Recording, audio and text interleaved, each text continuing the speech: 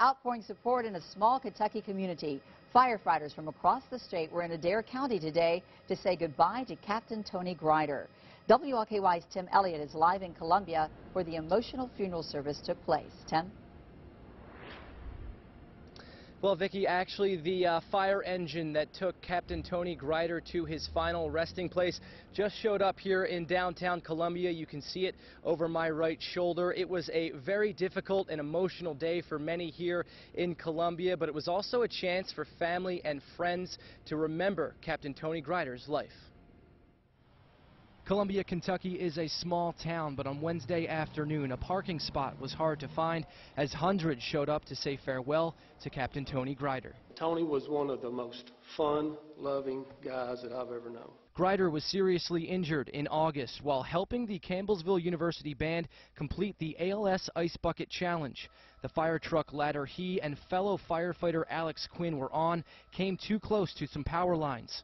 Electricity flowed through both men, causing serious internal burns. Tony always wanted to be involved in anything public. Not that he was looking for glory. I never seen that in him. He just wanted to serve the public no matter what. That was his big thing. Joe Hare is a member of the Columbia Patriot Guard and watched Grider grow up. If he could speak to him one last time, Hare knows exactly what he would say. How much he's loved in this community, that's, and how much he'll be missed. Columbia Christian Church was overflowing with people who came to see Grider's flag-draped casket. The casket also had Grider's helmet and fire jacket placed on top. Family members spoke of Grider's positive and caring personality. Tony taught me compassion, discipline, inner strength, and overall how to be a good man. Many people chose to remember the good times because that's what Grider would have wanted. Tony, on this day of all days, would want us to rejoice. He would want us to be happy. He would want us to laugh. He would want us to love.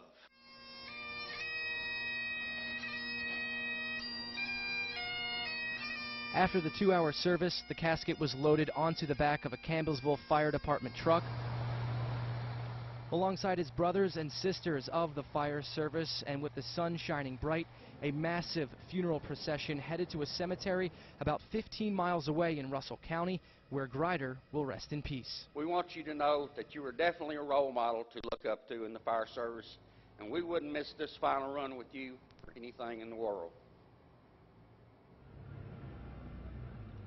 Now it appears that the funeral procession has just returned here to downtown Columbia. I can tell you just up the road here, the fire department is holding a potluck for all the firefighters and people who attended today's services. Meanwhile, the other firefighter that was injured back in late August in that accident, 22-year-old Alex Quinn, was released from the hospital about 2 weeks ago. It is unclear if he attended the funeral here today. Meanwhile, Captain Tony Grider passed away at just 41 years old. Reporting live from Columbia, Tim Elliott, WLKY News. Captain Grider leaves behind a wife and 5 children. He was a member of the Campbellsville Fire Department as well as the Columbia Volunteer Fire Department. He also served on the Columbia City Council.